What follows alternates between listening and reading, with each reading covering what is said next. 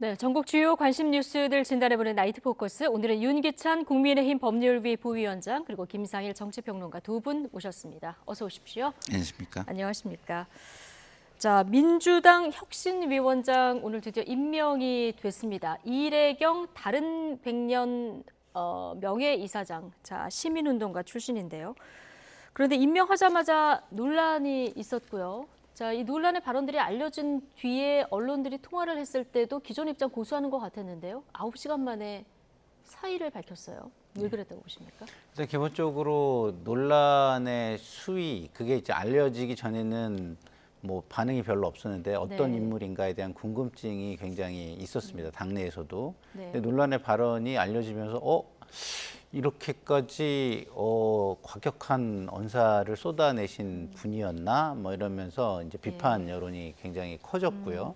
그 중에는 뭐 아시겠지만 뭐 천안함 사건을 자폭 사건이었는데 뭐 미국 패권주의가 조작을 했다든가, 그다음에 뭐 대통령을 뭐 좀 약간 폄하해서 윤가 집단이 뭐 지금 나라를 뭐 좀 어렵게 한다는 이야기라든가, 뭐 그다음에 뭐 지금 러시아 전쟁에서 푸틴이 전쟁 범죄자가 아니다라든가, 뭐 여러 가지 좀 그 지금 현재 민주당이 처해 있는 상황 속에서 굉장히 어떤 강성 지지층 중에서도 아주 뭐랄까 상당히 경도된 발언으로 들리는 이야기를 많이 하신 거예요. 그렇다 보니까 당내 비판이 굉장히 커졌고요. 공식적으로 철회를 요청하는 그 의견들이 표출이 되고, 네. 그런 거를 이재명 당대표가 듣고서 당대표께서도 이런 부분은 내가 미처 몰랐던 부분이고, 그리고 본인도 그렇게까지 강경한 입장이 아니거든요. 그런 부분에 대해서. 네. 특히 천안함 부분에 대해서는 공식 입장을 수용하는 입장인데 이런 것들은 정말 어렵겠구나 이렇게 생각을 한 것 같고요. 네. 그래서 뭐 형태는 자진 사퇴의 형태를 취했지만 아무래도 임명자와는 일정 부분의 소통이 있지 않았을까라는 게 저의 추측입니다. 예. 지금 김상일 평론가 얘기해 주셨지만 말씀하실 때 좀 누군지 찾아봤다 얘기를 하셨는데 임명될 때도 좀 생소한 인물이다 이런 반응들이 나왔거든요. 어떤 이력을 가진 인물입니까? 저도 처음 뵀는데 어쨌든 그 민청년의 뭐 발기인 이런 운동권에 보면 좀 선구자 이런 식의 역할을 하신 분인데 크게 드러난 역할을 해오셨던 것 같지는 않아요. 다만 이번에 이제 그 발언 수위를 보면 말씀하신 대로 뭐 수위는 수위라고 쳐요. 그런데 발언의 그 일관된 기조를 보면은 80년대 역사관을 아직까지도 유지하고 계신 분 같아요. 그러니까 지금 대한민국 안에 민주당이 있고 그 민주당을 혁신하고자 나오신 분인데 아직까지도 세상을 바라보는 눈이 이전의 북중러 중심의 역사관을 갖고 있단 말이죠. 그것도 대단히 그러니까 사실관계 기반이 아니고 약간 교조적인 그런 사고방식을 갖고 있어서 이런 걸 어떻게 임명하셨나라고 생각을 해봤는데, 문제는 금방 또 이재명 대표가 이거를 사의를 받아들인 거 보면 본인도 몰랐다는 거잖아요. 알고서는 안 했을 것 같아요. 그러면 본인도 몰랐다는 것은 본인이 믿을 만한 사람이 추천했다고 밖에 생각할 수가 없고, 또는 메리트가 있다고 밖에 생각할 수가 없는데, 이분이 이제 운동권의 앞선 세대예요. 거의 운동권 세대 중에 제일 처음 세대이기 때문에 민주당의 주류를 상당히 그 연관시키는, 주류와 연결시킬 수 있는 뭐 고리 역할을 하지 않았나라는 생각이 들어서,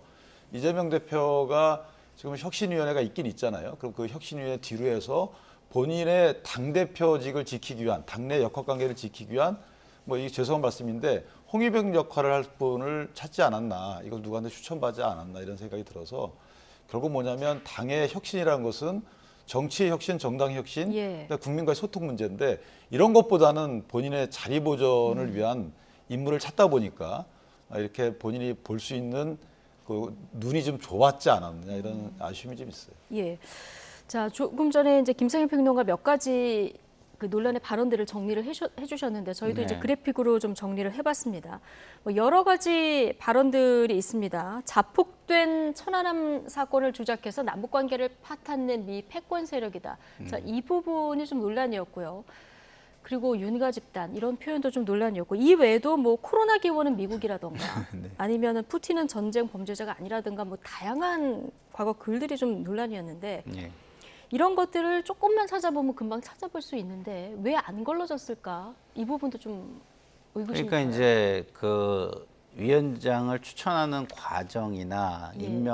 검증하는 과정이나 임명하는 과정이 공식적인 절차를 밟지는 않았다라는 것이 이제 저기서 드러나는 것이죠.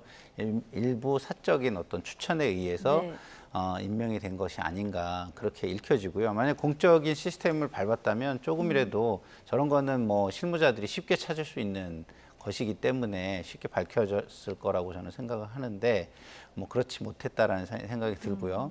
그렇다고 한다면 지금 우리 윤기찬 위원장님께서 말씀하신 조금 어떤 분을 해야 되는가에 대한 어떤 의도 같은 네. 것이 뒤에 좀 깔려 있지 않았을까. 저는 심지어 처음 제가 이것을 봤을 때는요, 저는 그런 생각마저 들었었어요. 아, 이게 본인이 할 수 없는 것을 칼을 남한테 쥐어줘서 뭐 소위 말해서 이제 차도살인이라고 하잖아요.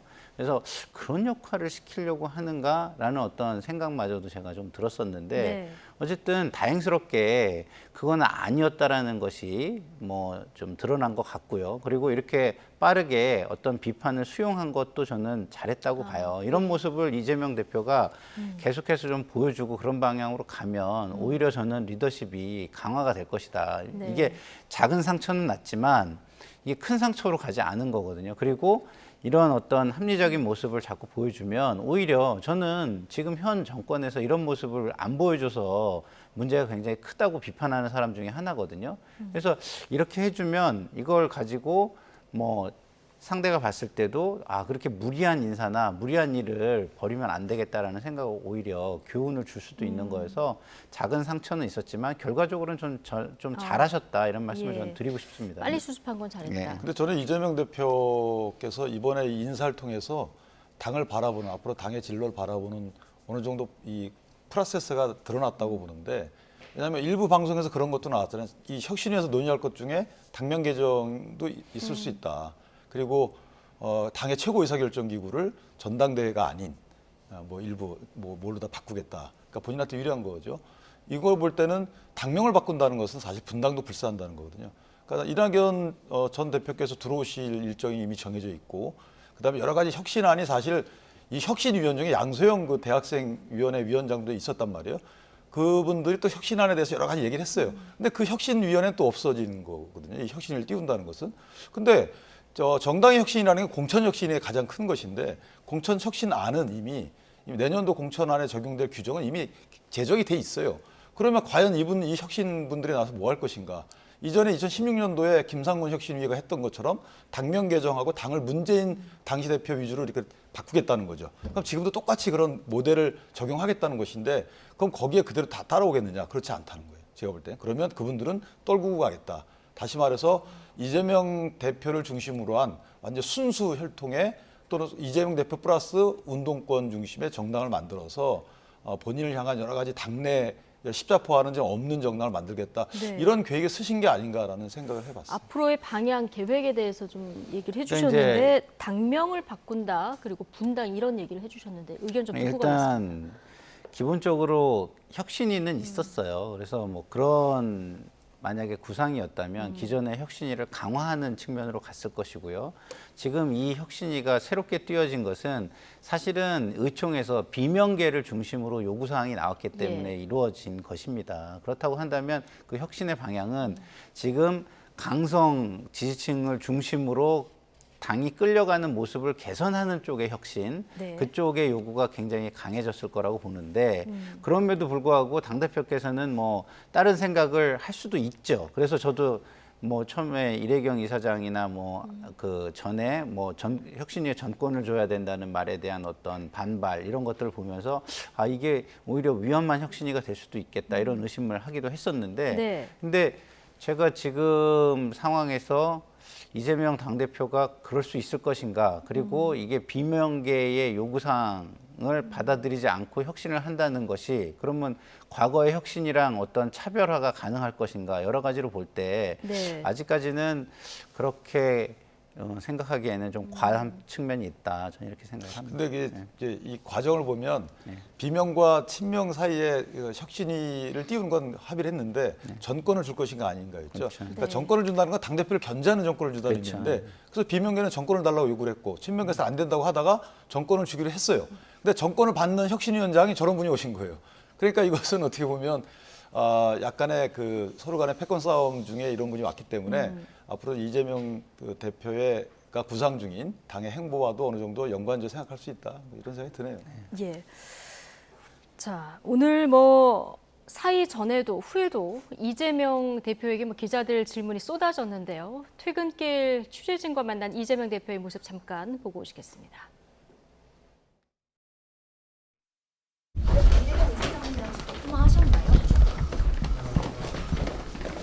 네, 본인이 사임을 하시겠다고 해서 본인의 뜻을 존중하기로 했습니다. 대표님 아무래도 검증이 좀 부실했다라는 지적이 나올 수밖에 없는데 이에 대해서는 어떻게 생각하시나요?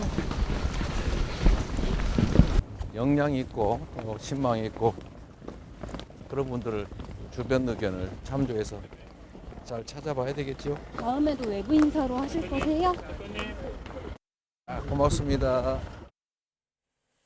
자, 역량 있고 신망이 있는 그런 사람 다음에는 좀 잘 찾아봐야겠죠라고 얘기를 좀 했는데, 자, 어쨌든 앞서 김상일 평론가께서는 이재명 대표가 작은 상처는 났지만 빨리 수습한 건 오늘 잘했다 이렇게 평가를 해주셨거든요. 어떻게 보십니까? 저는 빨리 수습할 수밖에 없는 상황이었을 수도 있어요. 그러니까 이 더 끌고 가다가는 사실은 비명계의 반발이 훨씬 더 커질 거거든요. 그러니까 지금 비명계의 반발뿐만 아니고 만약에 비명계의 반발을 누를 수 있는 것이라면 국민이 혁신위를 지지하는 거였을 거예요. 당원이 혁신위를 지지하는 거였을 거예요. 개딸뿐만 아니고. 그런데 당원이 혁신위를 지지하기에는 사실 저분이 하신 말씀들이 상식선에서 보면 이건 말이 안 되는 말씀 많이 하셨고 이미 아마 개혁의 딸들마저도 저런 부분은 이게 두둔하기 어려울 거예요. 그러다 보니까 여러 가지 이 온도계를 대보니까 이거 안 되겠구나 해서 빨리 철수하신 걸로 보이고 예. 아마 설령 전부 안 알아보지는 않으셨겠죠. 누군가를 통해서 알아보셨고 추천을 받으셨겠죠. 그래서 저는 개인적으로 이재명 대표 입장에서 보면 유사한 인물을 고를 것이지 또는 본인과 이해관계가 부합하는 인물을 고를 것이지 이거를 그 비명계가 원하는 분을 고르지 않을 것이다. 왜냐하면 당내 앞으로도 역학관계라. 그럴 것이다. 그렇죠. 이렇게 그거 당연한 거예요. 안 그랬으면 여태까지 혁신을 다시 띄울 이유가 없죠. 말씀하신 대로 장경태 위원장 계신데 혁신을 별도로 꾸려서 갈 이유가 없어요. 그러니까 이재명 대표는 굴복하지 않을 것이다. 저는 그렇게 생각합니다. 어떻게 생각하십니까? 글쎄요, 뭐 그게 하나의 시나리오가 될 수 있고요. 또 하나의 시나리오는 이제 이렇게 이런 모습이 드러났고 좀 공식적인 시스템이 없이 추천이 된 게 문제가 드러났으니까 좀 추천 방식을 바꿔서 조금 사람들에게 공식적인 추천을 받고 검증하는 작업도 좀 어느 정도는 공개적으로 하고 그리고 거기에서 적당한 인물 그리고 예. 그 방향성을 가지고 그 구성원들의 어떤 동의, 적정 수준의 동의를 얻어내는 것을 거쳐서 간다면 저는 뭐 그런 우려는 불식시킬 수 있다고 보는데 네. 그렇지 않다면 여전히 뭐 비명계 일각에서는 그런 우려는 가질 수밖에 없는 부분이라는 것에 대해서는 저도 좀 예. 동의가 되는 부분이 있습니다. 그러니까 공식적이고 공개적인 방법으로 좀 인물을 추천을 받아야 된다 말씀하셨는데 이게 오늘 아침에 알았다 이런 의원들도 계시더라고요. 이게 당내에서 오늘 발표가 되려면 어느 정도 공감대가 있어야 되는데 어디까지 공감대가 이루어진 것이냐. 뭐 이렇게 그러니까요. 보시는 분들도 있어서. 그러니까 저도 지금 박강원 원내대표가 들어섰잖아요. 네. 그래서 박강원 원내대표의 일성이 굉장히 좀 울림이 있었어요. 뭐냐면 뭐 강성 지지층 내지는 지지자만으로 총선을 그러니까 공직선거에서 승리라는 걸 거두기는 어렵다. 굉장히 평범한 이야기지만 원내대표라는 자리를 꿰차고 난 다음에 나온 이야기여서 상당히 울림이 있었는데 그 다음에 행보들에서 이 당의 어떤 방향성과 관련해서 박광원 그 원내대표의 행보가 잘 보이지 않거든요. 그래서 과연 그러면 박광원 원내대표도 이 인사에 대해서 그럼 동의를 한 것이냐라는 부분이 저도 굉장히 궁금해지는 대목이거든요. 그래서 네. 제가 생각하기에는 뭐 제가 추측하기에는 제가 이제 박광원 대표하고 통화는 안 해보고 여기 네. 방송에 들어왔습니다만은 박광원 대표도 그렇게 여기에는 관여를 하지 않은 거 아닐까 저는 좀 그렇게 추측을 하고요. 관여를 안 했다고 하는 건 네. 어느 정도 의논을 수준? 그렇죠. 의논을 의논을 안 안 했다. 했다는 거죠. 예. 그럼 박광원 원내대표도 뭐 아주 늦게 결정된 이후에 알았을 가능성이 크다고 보십니까? 그렇죠. 어느 정도 다 결정이 된 다음에 사실상은 통보 수준의 그런 결과를 받지 않았을까 저는 이렇게 생각이 들고요. 네. 그렇지 않았다면 사실은 이 혁신위가 의총에서 요구가 되고 혁신의 방향성이 요구가 되고 그것을 그 사실상 전면에서 어느 정도 드라이브를 걸어야 될 위치에 있는 박광호 대표가 이것을 알고도 이렇게 진행을 했다면 그러면은 그동안 비명계라든가 중도층에서 박광호 대표를 바라보면서 기대했던 이런 기대는 좀 무너지게 될 수도 있는 상황이 되는 것이죠. 예. 자, 어쨌든 오늘 뭐 이준석 전 대표는 저런 노선이면 차라리 김어준이 낫다. 뭐 이런 비판까지 한 상황인 만큼 참 도마 위에 오른 발언이 굉장히 많았는데 특히 논란이 된 게 이제 천안함 관련 발언이고요. 내일이 현충일이지 않습니까? 자, 최원일 전 천안함 함장이 해촉 등의 조치가 없으면 내일 찾아뵙겠다면서 SNS 글도 올렸는데 이제 사의를 표명을 했고요. 자, 그런데 이래경 위원장 이렇게 사의를 수용한 데는 이 압박도 좀 당내에서 있었다고 봐야겠죠. 그렇죠. 천안함 같은 경우 지금 이제 현충 달이잖아요. 이제 네. 현충일도 현충일이지만 이제 3월 달에 있었던 일이기 때문에. 근데 이것은 이제 전 국민적으로 여기에 악유에 크게 뭐 이견이 없는 상황이 돼버렸죠. 그러다 보니까 이전 관점으로 이 천안함이 뭐 자폭이니 뭐 조작이니 이런 말씀을 하시는 것 자체가 있을 수 없는 일이잖아요. 더군다나. 그러다 보니까 또 어떤 그 수석 대변인이신가요? 심한 네. 말씀도 하셨단 말이에요. 권칠승 수석 뭐 대변인. 배를 버리고 나왔다 이런 예. 말씀하셨는데 그 부분은 정말 모욕 중에 모욕인 거예요. 사과를 깊이 하셔야 되고 찾아뵈야 돼요. 오히려 그 대변인께서. 왜냐하면 이 함장이 배를 버리고 나왔다는 오해를 받는 것은 굉장한 모욕이거든요. 그 당시에 뭐 그런 말이 안 나온 건 아닙니다만은 모든 분이 다 똑같은 증언을 하고 있어요. 배를 버린 게 아니라 구출을 당한 거예요. 본인은 안 나가려고 그랬다는 거죠. 정신도 잃고 했기 때문에. 근데 다른 분들이 구출을 해 간 거거든요.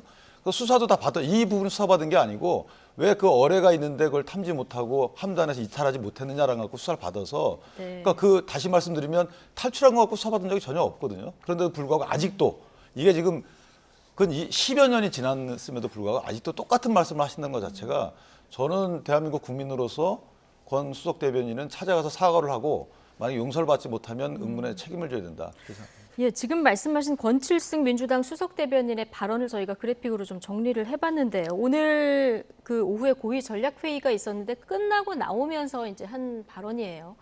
천안함 함장은 무슨 낯짝으로 앞서 이제 저희가 얘기를 했었죠. 그런 얘기를 한 건지 이해가 안 간다. 함장은 배에서 내리는 게 아니지 않느냐 이 얘기를 했는데 좀 논란이 됐었고 추가 질문이 있었겠죠. 앞서 윤기찬 부위원장께서는 사과를 해야 된다 얘기를 하셨는데 다시 언론에 공지를 해서 당직 인선과 관련해서 천안함 유종 및 생존 장병의 문제 제기에 충분히 공감하지만 책임도 함께 느껴야 할 지휘관은 차원이 다르다는 생각에서 비롯된 것이다. 자, 이렇게 다시 얘기를 했는데요. 자, 전후 다 해서 어떻게 보십니까? 그러니까요. 제가 계속 그 우리의 정치에 있어서 제가 답답한 게 뭐냐면 어느 정도 공식적으로 정리된 거는 정리된 거로 받아들여야 그게 제도권이거든요. 근데 저런 얘기는 사실상 제도권에 속해 있는 분의 말이라고 보기에는 정말 무리가 있는 이야기입니다. 네. 그러니까 천안함 어쨌든 정리가 됐잖아요. 저희가 뭐 5.18이 정리됐기 때문에 국민의힘 쪽에서 그거에 대해서 엉뚱한 얘기를 하는 거를 비난하듯이 이것도 어느 정도 정리가 됐으면 적어도 아주 사적인 영역에 있는 분이 개인적인 의견으로 이런 얘기를 하면 그건 그럴 수 있다고 보는데 공식적인 직함을 가진 분이 이런 얘기를 하면 그거 자체를 부인하는 우리 민주당이 부인하는 그 사실을 부인하는 꼴이 되거든요. 예.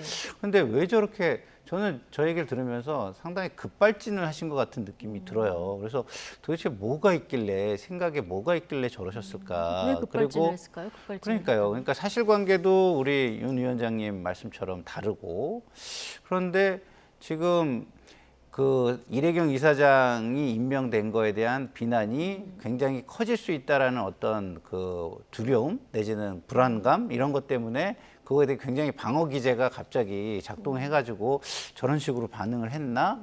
저는 뭐 더 개인적으로 커졌잖아요, 지금. 그러니까요. 오히려 그러니까 이게 더 커진 게 돼버린 거죠. 그러나 어쨌든 이래경 이사장은 사임을 했으니까 뭐 이게 더 커질 건 없고 이제 예. 본인이 이거를 결자 해지하는 것만 남은 것이죠. 결자 예. 해지로서 추가적인 사과가 필요하다고 보십니까? 저는 어쨌든 입장 표명이 필요하다고 생각하고요. 그리고 유가족과 그 최원일 함장에게는 뭐 어떤 식으로든 사과를 하는 것이 본인이 정치를 앞으로 해나가는 데도 이게 계속해서 회자되는 어떤 걸림돌, 이슈 이것이 걸림돌이 되는 이슈가 되지 않을 것이다. 이렇게 저도 근데 권고를 드리고 저게 싶습니다. 아주 심한 말인 게요. 네.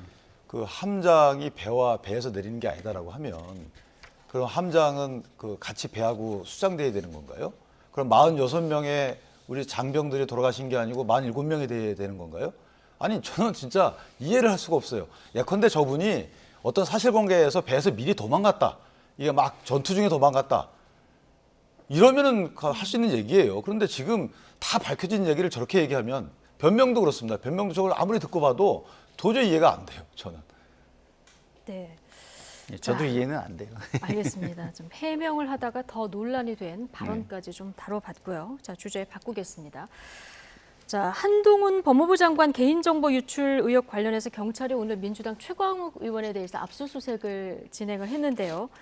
얼마 전에 이제 MBC 기자가 압수수색을 받았고요. 근데 이 MBC 기자가 받은 자료가 최광욱 의원 측에서 나왔다. 경찰이 이렇게 보는 거죠, 네. 지금. 네. 네. 너무 과하지 않나요? 그 개인정보 유출이라는 게 얼마나 대단한 범죄인지 저는 모르겠는데 이렇게 대대적으로 여기저기를 압수수색하는 걸 저는 본 적이 없어요. 뭐 제 개인정보가 유출이 됐다 그래도 제가 항의하겠죠. 그러면은 그거에 대해서 전후 사정이나 어떤 자료를 가지고 하겠지만 이렇게까지 여기저기를 다 뒤져가면서 할 정도의 범죄인가 저는 잘 모르겠고요. 이거는 어떻게 보면은 한동훈 장관에 대한 경찰의 과잉 충성으로 보일 가능성이 저는 굉장히 높다고 보고요. 그래서 현직에 있는 한동훈 장관은 오히려 이걸 자제시키는 게 좀 맞다고 봅니다. 왜냐하면 본인이 지금 칼자루와 권력을 다 쥐고 있잖아요. 근데 그런 상황에서 이렇게 되면은 이게 국민들이 볼 때 저거를 공정한 수사라고 봐주실까요? 저는 아무리 이게 좀 불법적 요소가 있다라고 그런 부분을 중심으로 보려고 해도 저는 그 부분보다는 야, 이게 공권력의 남용이 너무 심해지는구나. 이렇게 저는 자꾸 느껴지거든요. 네. 그래서 저 같은 사람도 이렇게 과히 납득을 못 시키는 이런 행위가 예. 국민들에게 납득이 과연 되어질까 이런 네. 생각이 좀 많이 들었습니다. 그동안 이 자료들을 공유할 때 어느 정도까지 공유됐는지는 언론하고 제가 그건 잘 모르겠는데 어쨌든 이번에 유출된 자료를 보면 주민등록 번호가 다 나와 있다던가 부동산 거래 내역까지 상세히 담겨 있는 자료들이 이제 유출이 된 건데 이걸 받은 기자가 바로 보도를 한 게 아니라 또 계속 이제 흘러서 전달이 된 이런 부분이 있는데 어떻게 보십니까? 그러니까 이게 옛날 최동욱 전 검찰총장하고 유사한 구조예요. 따지고 보면. 그러니까 이 개인정보에 대해서 이거를 이제 중간에 혹시 유출에 가담하신 분들은 여러 가지 목적으로 하셨겠지만 그 해당 대상자 입장에서 보면 굉장히 적나라한 정보가 나가는 거거든요. 그러니까 주민등록 초본이 나갔다는 거예요. 초본하고 뭐 매매계약서 등이 나갔다는 거예요. 이게 통째로 나갔다는 거거든요. 근데 이게 경찰이 만약에 이걸 타겟팅해 수사했다고 볼 수가 없는 것이 일단 수사하게 된 계기를 보면 뭐 국민의힘의 모 구의원하고 뭐 A라는 사람하고 이게 분쟁이 붙었나 봅니다. 그게 분쟁이 붙어서 국민의힘 구의원이 그 사람을 고발했나 봐요. 그랬더니 이 사람이 야 취하해줘 하고 들고 왔어요 뭔가를. 그러니까 들고 와서 보여주는 거 보니까 그 자료인 거예요. 그러니까 이 사람이 다시 국민의힘 구의원이 다시 이 사람을 개인정보법을 고발 다시 했죠. 그러니까 수사를 하다 보니까 이 사람은 또 아까 여기 나왔는데 다른 사람한테 입수한 게 수사 결과가 나왔습니다. 예. 그 다른 사람은 또 그 다른 사람한테 여기 이제 기자분이 나온 것 같아요. 이렇게 요 루트는 확인이 된 거예요. 근데 기자분이 어디서 이 자료를 얻었는지는 안 나온 것 같아요. 제가 볼 때는. 근데 우리가 압수수색한 걸 가만히 보면 국회 사무처를 압수수색합니다. 네. 대상에 포함되어 있어요. 그 말은 뭐냐면 법무부에서 인사 검증 자료, 인사 자료를 국회에 갖다 제출했죠. 그럼 시스템에 국회에서 올리게 돼 있죠. 그렇죠. 그럼 국회에서 어딘가 의원들께 가겠죠. 시스템에서 아마 다운을 받게 돼 국회 사무처의 압수수색 과정에서 이게 어디로 갔는지가 확인됐겠죠. 그러니까 최강욱 의원이 압수수색을 당한 것 같아요. 다시 말씀드리면 MBC 기자하고 최강욱 의원하고 뭔가 있기 때문에 압수수색을 한 게 아니고 국회에서 자료를 추적하다 보니까 최강욱 의원이 나온 게 아닌가. 그러니까 압수수색 영장이 발부가 됐겠죠. 이런 상황까지는 맞는 것 같아요. 그렇다면 최강욱 의원이 과연 이 최강욱 의원까지 그 자료가 갔을 텐데 그 자료가 최강욱 의원이 누구한테 줬는지는 안 나온 거겠죠, 아직까지. 그런 상황이기 때문에 이것을 최강욱 의원이 아직까지 억울하다 하셔도 자료 추적해가는 경찰 수사선상에서 만약에 나왔다 그러면 해명할 일이에요. 나는 내 의원실까지 온 게 맞지만 이건 내가 여기다 주지 않았다라든가 아니면 우리 의원실에 누군가 줬다라든가 이런 구체적인 해명을 해야지 이게 무슨 뭐 장난한다는 식의 말씀을 하시는 것은 구체적인 해명 차원은 아닌 것 같아요. 예. 근데 예. 저는 좀 이해가 안 되는 게 기본적으로 청문회가 시작이 되면은요. 그 행정부에서 그것을 그 국회 사무처 접수를 하면서 시스템에 업로드를 시켜요. 그러면은 이것이 파일로 돌아다니면 안 되기 때문에 국회에서는 그것을 다운받아가지고 프린트만 할 수 있거든요. 네. 그러면 이제 그 프린트물 그리고 그 실제로 프린트가 된 거를 몇 부 갖다 줘요. 갖다 주는 거. 이 두 개를 가지고 이제 작업을 하게 되는데 그런 상황 속에서 이게 거기에 담겨 있는 자료가 일부 불법성이 있다고 하지만 예. 공직자를 검증하는 자료인데 지금 말씀하신 대로 그렇게까지 범죄적인 요소를 가질 만한 그런 것이 있는 것인가? 공직자를 검증하는 거에서의 어떤 우리가 이제 위법성 조각 사유라는 것도 있잖아요. 그러면 검증을 위해서 기자들과 이런 걸 하는 데 있어서 대부분이 암암리에 지금까지 해왔던 거는 공직자에 대한 검증이 훨씬 중요한 거기 때문에 네. 개인정보의 유출이나 이런 것들 뭐 너무 많이 유출돼서 되면 안 되겠지만 기자들 정도와 어느 정도 그 공감대 속에서 어떤 검증이 이루어지는 것은 제가 볼 때는 그렇게 크게 대단한 범죄로 바라보지는 그동안 계속 않았었거든요. 이렇게 해왔습니까? 그러면? 저는 그래 왔다고 보여져요. 예? 기본적으로는 이제 국회에서 먼저 본 다음에 문제가 될 만한 것을 기자들한테 주죠. 왜냐하면 그게 이제 공익에 그 문제가 좀 심각하다고 보여지는 부분을 주죠. 그 부분만 주는데 이번에는 이게 통째로 나갔다고 해가지고 좀 이제 문제가 되는 부분이 있을 수 있습니다만은 근데 계속 제가 드는 생각은 뭐냐? 아, 그렇지. 개인정보가 나가면 안 되지만 일반 그 방어력이 좀 힘이 약한 개인들의 정보가 나간 게 훨씬 더 심각하지. 이 공직자 검증 자료가 나간 것이 이렇게까지 심각한 건가? 그리고 그거로 인해서 어떤 범죄가 이루어졌길래 이렇게까지 대대적인 압수수색을 통해서 이것을 수사하는가? 이런 부분은요. 저는 아무리 한동훈 장관이 피해자라고 그 생각하고 봐드리려고 하더라도 아, 이거는 너무 과도하다. 이렇게 권력이나 공권력이 과도하게 되면 그게 폭력이 될 수가 있는 거거든요. 예. 이게 이렇게까지 할 일인지는 저는 잘 모르겠어요. 근데 계속 반대편에서 생각해보면. 보면 아니, 이게 개인정보가 예. 나가서 그 개인정보 활용해서 뭘 하는 게 폭력적인 것이지. 예컨대 보세요. 그럼 법무부에서 인사검증 자료를 낼 때 국회에서 받고 의안과에서 다 워터마크 찍죠. 찍어서 한단 말이에요. 네. 그럼 왜 그러겠어요? 이게 어느 의원실로 가는 건 다 워터마크를 통해서 확인이 된단 말이에요. 그 의미는 뭐냐면 이거는 함부로 유출하지 말라는 거 아니겠어요? 함부로 유출하지 말라는 걸 왜 함부로 유출한 거잖아요. 만약에 맞다 그러면. 그리고 그것이 정말 보도 차원에서 했다 그러면 이해가 되겠어요. 그 보도차원에 갔어요. 그러면 해당 그걸 받은 기자가 보도를 했어야죠. 왜 다른 기자한테 그걸 또 넘깁니까? 그 이번에 뭐 기자가 다른 기자한테 넘긴 게 처음이 아니잖아요. 그리고 예전에 한번 봤죠. 어디서 봤습니다. 본인이 어떤 취재원으로부터 뭐 자료를 확보했으면 본인이 보도하면 되지. 이걸 왜 또 넘겨요? 지금 요런 비슷한 구조가 예전에 우리가 기시감이 있는데 어쨌든 자 만약에 정보 자체를 야 이런 게 있더라라고 국회의원이 얘기할 수는 있다고 봐요. 저도 개인적으로. 네. 그런데 이거는 통째로 넘긴 거잖아요. 지금 경찰 수사 결과가 맞다면 그리고 그걸 받아본 사람이 한동훈 장관의 집을 찾아갔어요. 배를 눌렀어요. 있을 수 없는 일이죠. 그러니까 이것은 글쎄요. 저는 검증 차원에서 갔을 수도 있겠지만 그걸 넘어서서 지금 이게 오용된 거, 남용되고 오용된 거기 때문에 개인정보 위반은 맞기 때문에 여기에 대한 거는 일단 사과를 해야죠. 지금 만약에 최강욱 의원실에서 의원실로 그 자료가 왔고 의원실로부터 유출된 게 맞다 그러면 사과해야 되는 거 아닌가요? 그리고 나서 의도가 이런 게 아니었다. 예. 이렇게 추가 해명을 하시는 게 맞지 않나 싶은데요. 자, 압수수색을 당한 최강욱 의원 반응이 어떤지도 좀 오늘 궁금한데요. 자, 장난칠 치는 대가를 치러야 할 것이라고 오늘 굉장히 발끈했습니다. 한동훈 법무부 장관 입장도 나왔는데요. 같이 듣고 오시죠. 너무 황당한 일이고 어이가 없습니다. 이런 식으로 이렇게 장난질 쓰는 거는 이제 뭐 대가를 치러야 될 것이고 법무부 장관 개인의 문제와 관련해서 이런 식으로 공권력을 오남용해서는 안 될 일이고 여러분도 한번 생각해 보십시오. 이게 한동훈 아니면 이렇게 했겠습니까? 민주당이나 MBC가 제 탓을 많이 하더라고요. 뭐 그런 건 뭐 많이 봐왔던 것이니까 익숙하긴 한데 기본적으로 가해자가 피해자를 탓하는 모습이 정상적인 모습은 아니라고 생각합니다. 그리고 그 사건과 관련해서 저는 뭐 신고나 고소한 적도 없잖아요. 네. 자, 황당하고 어이없다. 대가를 치러야 한다. 자, 이런 반응을 최강욱 의원이 보였는데요. 네. 자, 내가 자료를 줬는지 여부에 대해서 사실 국민들도 좀 궁금한데 이 부분에 대한 입장은 없더라고요. 근데 제가 볼 때는요, 예. 의원이 자료를 기자한테 직접 주는 경우는 제가 볼 때는 많지 않을 것 같아요. 제가 그래서 국회에서 오래 보좌관이 있어봤지만, 주더라도 그렇죠. 의원 보좌관 허락을 받고 주겠죠. 아니에요. 그냥 그렇지는 줍니까? 않습니다. 어. 그거는 기본적으로 사전 작업들을 예. 일정 부분 자료를 검토하고 그 검토된 자료에 문제가 있다는 부분을 기자하고 같이 하려고 하면은 보좌관 차원에서 어느 정도 작업이 이루어진 후에 이게 기사화가 될 수 있는 정도가 되면 그때 네. 이제 보고를 하죠.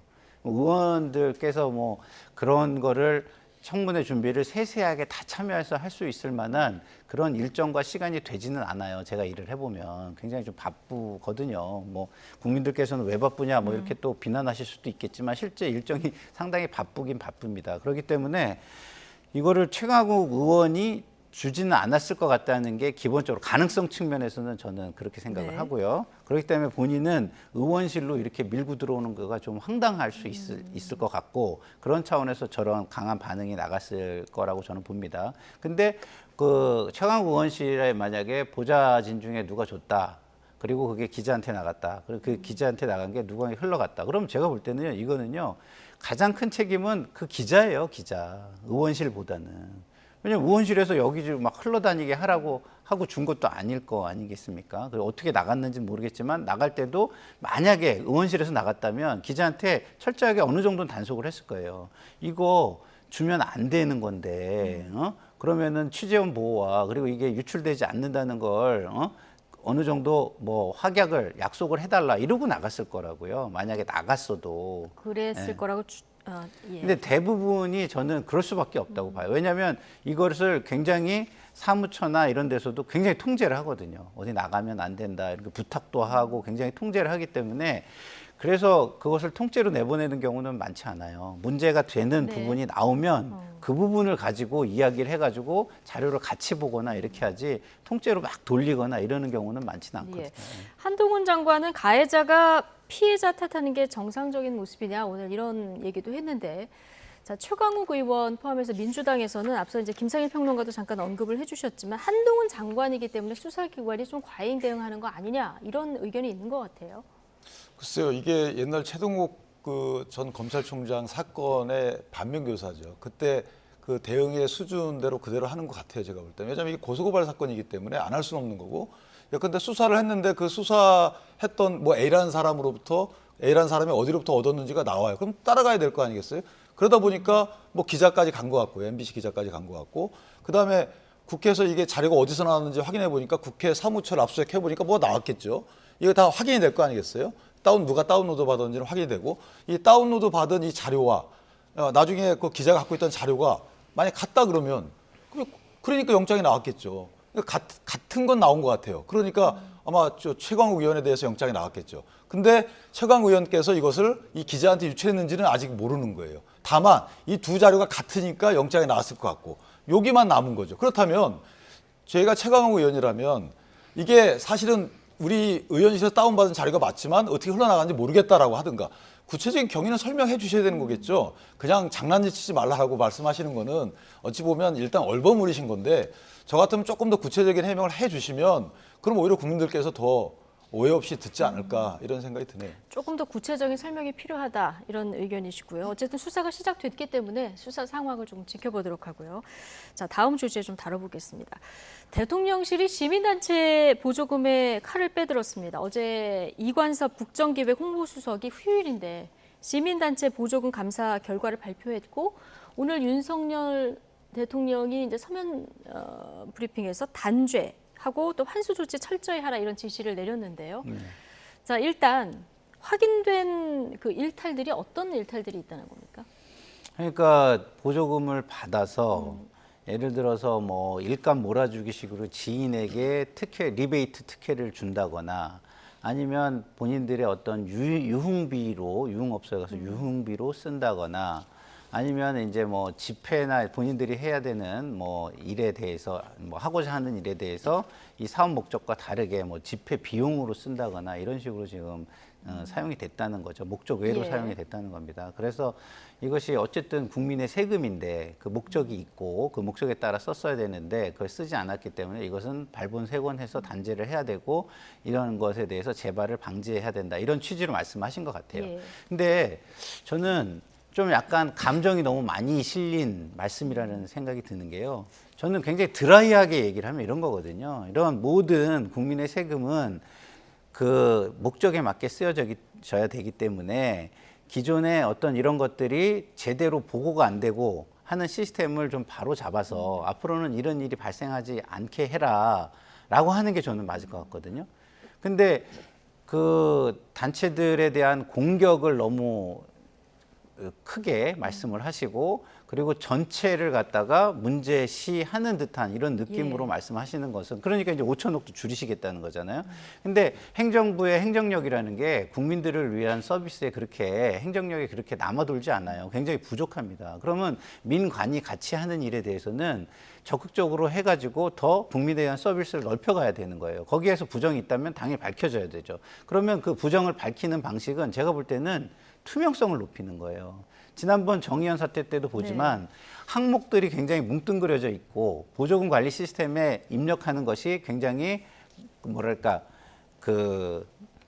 이렇게 세세하게 하지 않게 돼 있기 때문에 문제가 발생하는 거거든요. 그러면 그런 시스템을 바로잡고 일을 제대로 하게 하는데 치중하는 것이 훨씬 저는 좋다고 생각을 하는데 지금은 그냥 그 시민단체 전체를 좀 약간 공격하려는 소재로 삼으려고 하는 거 아닌가 이런 느낌이 들어서 그렇게 하는 것보다는 이것을 처벌할 것은 처벌하고 징계할 것은 징계하시되 이거의 장점은 장점대로 또 살리는 그런 약간은 차분한 대응을 하시면 좋지 않겠나 이런 생각이 듭니다. 예, 어떻게 보십니까? 야당과 시민단체 일각에서는 이제 시민단체 길들이기다 이런 평가도 내놓던데요. 아니 근데 시민단체 길들이가 되려면요, 또는 화이트리스트, 블랙리스트가 되려면 왜 그 시민단체를 선정했느냐를 따지면 그러면 그런 얘기가 나올 수 있어요.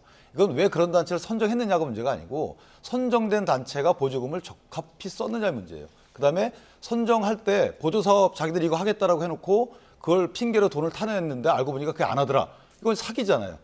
이런 업체들만 대상으로 한 거예요. 근데 이게 왜 편향된 거나 시민단체 길들이기라는 이름이 나온지 모르겠고 이것은 역대 정부 어느 정부에 다 했던 거예요. 그런데 우리가 세금 포탈, 조세 포탈 예를 들어보죠.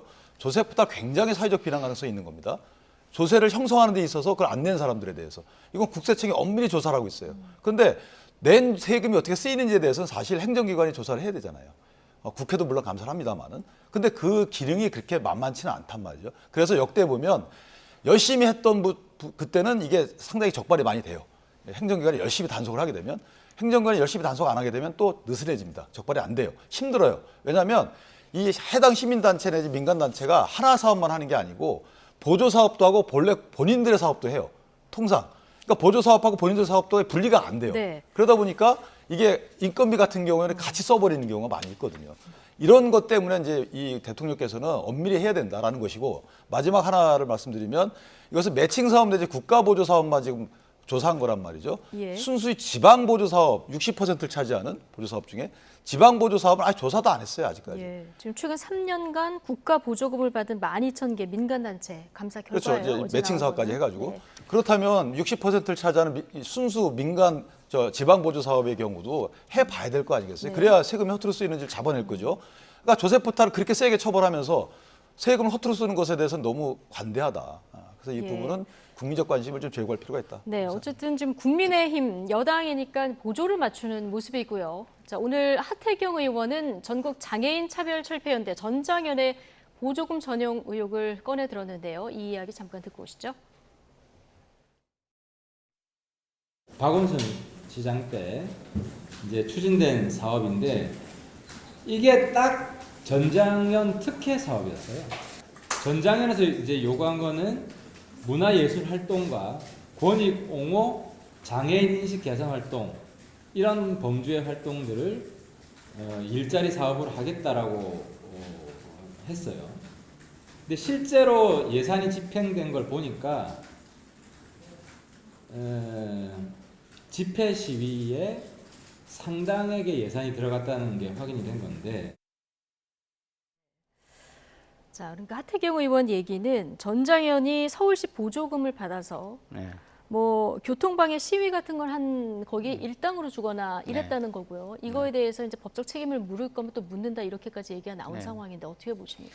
그러니까 이게 보조금 부분이 가면 갈수록 점점 더 투명해지고 있다는 건 좋은 거라고 저는 생각해요. 더 투명해져야 된다고 네. 생각하는데, 근데 과거에는요 이거보다 훨씬 더 심했어요, 사실은. 그래서 박근혜 정부에서 이 보조금을 그 전산 시스템을 만들어 가지고 통합관리 시스템에서 거기에 다 입력을 해라 이렇게 했었거든요. 그래서 네. 그때 시민단체 반발이 어마어마했었습니다. 그래서 뭐 민주당에도 어마어마한 압박이 들어오고 그걸 막아달라 뭐 해가지고 했는데 그 보조금 관리 시스템이 만들어졌거든요. 근데 만들어졌기 때문에 지금은 과거에 하나하나의 결과 보고서를 그 공무원들이 다 이렇게 감사해서 보고 이런 행정력이 필요가 없는 거예요. 시스템 안에 다 들어와 있으니까 그걸로 소팅도 할 수 있고 뭐가 문제가 되는지 다 알아볼 수가 있습니다.